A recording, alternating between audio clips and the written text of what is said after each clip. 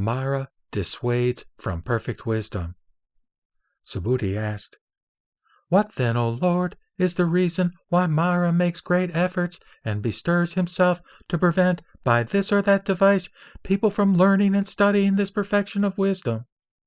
The Lord said, "Perfect wisdom is the source of the all-knowledge of the Buddhas, the Lords, and that, in turn, is the source of the religion of the Tathagatas, which leads immeasurable and incalculable beings to forsake their defilements. But to those who have forsaken the defilements, Mara cannot gain entry, and that makes him distressed and dispirited, and the dart of sorrow vexes him. In consequence, when this perfection of wisdom is being written and studied, he makes in his great tribulation a great effort and bestirs himself with this or that device to prevent the study of this perfection of wisdom. Mara, the evil one, will, moreover, come along in the guise of a Shramana and cause dissension. In order to dissuade the sons of good family who have but recently set out in the vehicle, he will say, "Not is that the perfection of wisdom which your honors listen to, as it has been handed down in my sutras, as it is included in my sutras. That is the perfection of wisdom."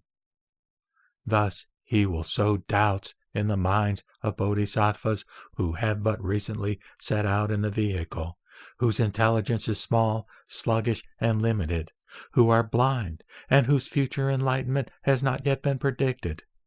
Seized by doubt, they will not learn, study, or write this perfection of wisdom. This also Mara does to them.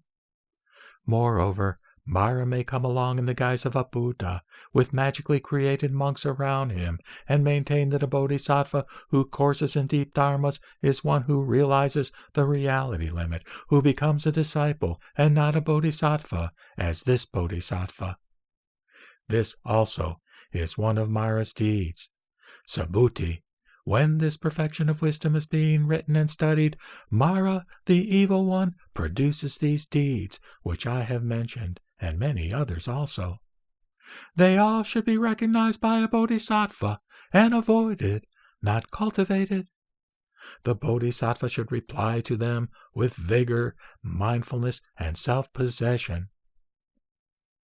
Antagonism between Mara and Buddha. Subhuti said, "So it is, O Lord. Whatever is very precious, that provokes much hostility. Because it is so superior, being hard to get and of great value. One should therefore expect that, as a rule, many obstacles will arise to this perfection of wisdom. When, overawed by these obstacles, someone becomes lazy, one should know that those who decide not to learn, study, and write this perfection of wisdom are people who are beset by Mara, have but recently set out in the vehicle. Their intelligence is small, sluggish, limited, and perverted, and their thought refuses to function in these very sublime dharmas." The Lord said, "So it is, Subhuti.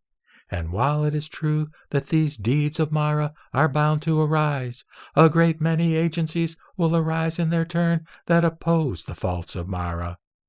Those who decide to learn, study, and write this perfection of wisdom have been swayed by the Buddha's might, by his sustaining power, by his grace.